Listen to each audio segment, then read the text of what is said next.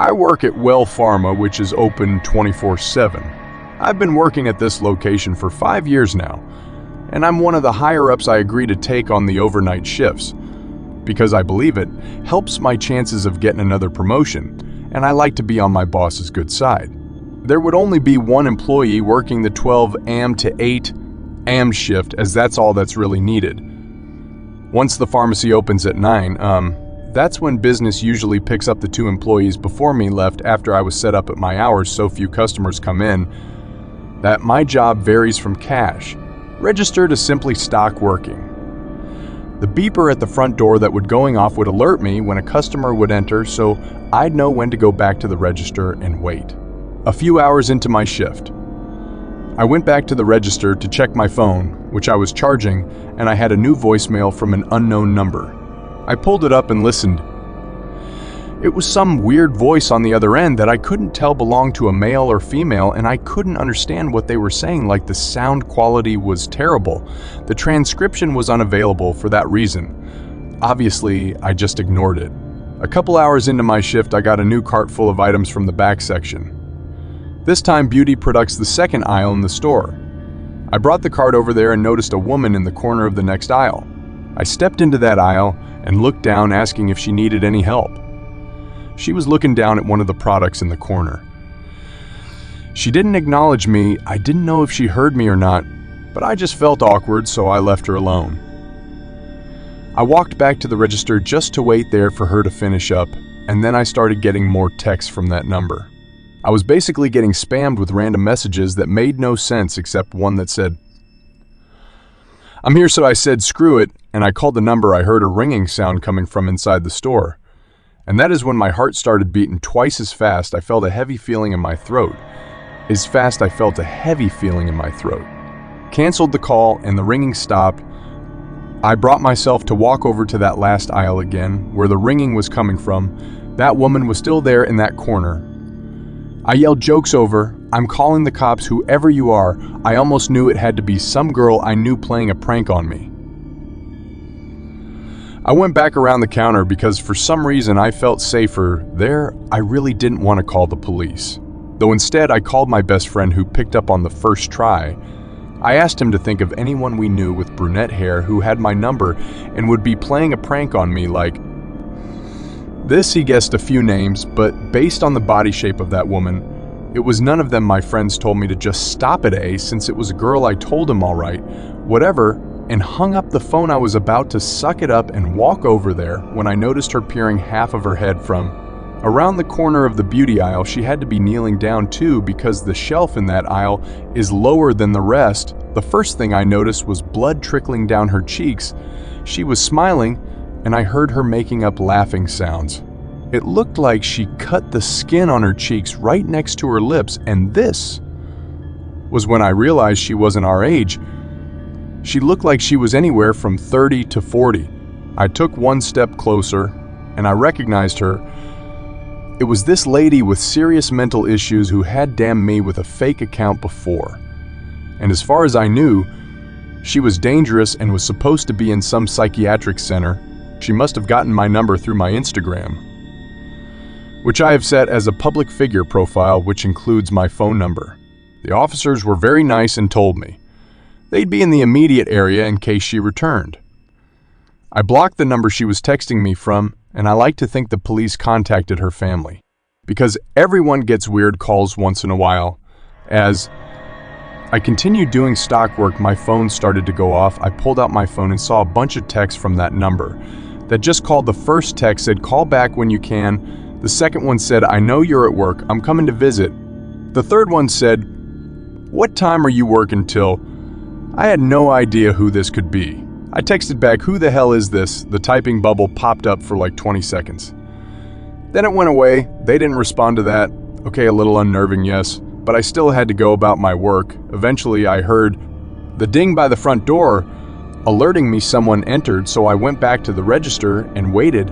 I didn't see anyone walking around though, and I waited there for quite a while.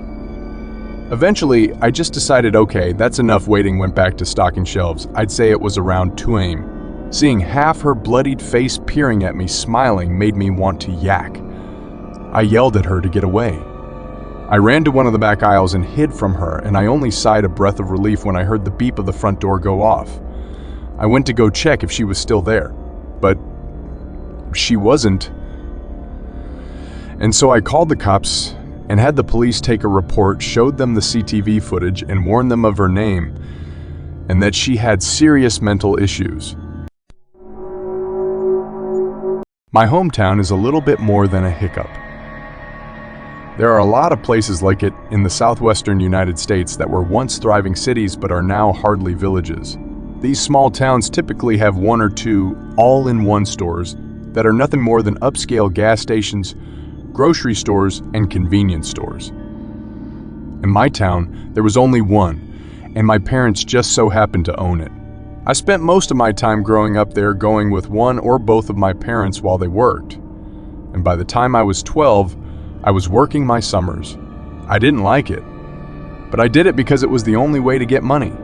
Looking back, I was fortunate since none of the other kids I knew had the things I did. My story centers on a terrifying incident that happened to me the summer before I went off to college. I was 18 years old and eager to spend some time away from home. In the back of the store, there was a small kitchen area where we sold greasy food like hamburgers and fries. Every morning, a small group of older men would come in for breakfast. They would sit at a discreet dining area eating, drinking coffee, and gossiping. I'd known most of them all my life, so I let them take care of themselves while I watched the front. It was after 8 when this strange man entered. He looked nervous and disorganized in general. The first time I saw him, he was in the establishment for only about 30 seconds before exiting. He then went back to his car and sat there by himself. He appeared to be arguing with himself, so I assumed he was leaving and returned to my other work. After about a minute, I heard the door chime and turned to see the same crazy man approaching the counter rather than leaving. I asked him if he needed any assistance, but he gave me a blank stare. He then looked around the store again and smiled at me. I started to ask him again, but I was quickly cut off. The man ran forward and hopped over the counter, leaving no room for me to escape. I freaked out and screamed, looking out to the gas pumps for help but finding no one there. He grabbed me and ordered me to open the cash register. The chaotic situation made me too terrified to think clearly, which only made the crazy guy angrier. He started slapping me, then showed me the knife, which calmed me down. I lay there watching as he did this, hoping that he had no more use for me, when suddenly, a large shadow came over me and grabbed my attacker. The shadow and the crazy man struggled for a moment, and then the crazy man ran behind the counter. I was more confused than scared, so I got up from my knees and peered over the counter. To my shock, 2 of the breakfast regulars were trading punches on the robber in the chaos. I had completely forgotten about them, and the fact that they were hidden around the corner rendered them virtually invisible to everyone inside the store, including myself, left me feeling somewhat disoriented. I stayed to observe the men beating the man for at least a minute or two. I had never witnessed someone receive such a beating in my life. Only later did I realize that one of the men had been slashed by the crazy man, which likely explained the more harsh treatment. It got to the point where I thought I'd better step in before they actually killed this dude. I simply asked calmly, and they stopped. The attacker then lay motionless on the ground while he bled profusely. I came around the corner and thanked them for their assistance. The other man then called the sheriff. Everyone gave the sheriff their sides, and the crazy man received a free ride to the county jail. My parents gave my 2 heroes free breakfast for the rest of their lives. I'm embarrassed to say that I waited a good 4 hours before calling my parents. They were understandably upset and gave me a few days off to recover, but instead of talking to someone as I should have, I just went out and got drunk with my friends. I never really took the time to deal with this, and this would come back to haunt me later in college.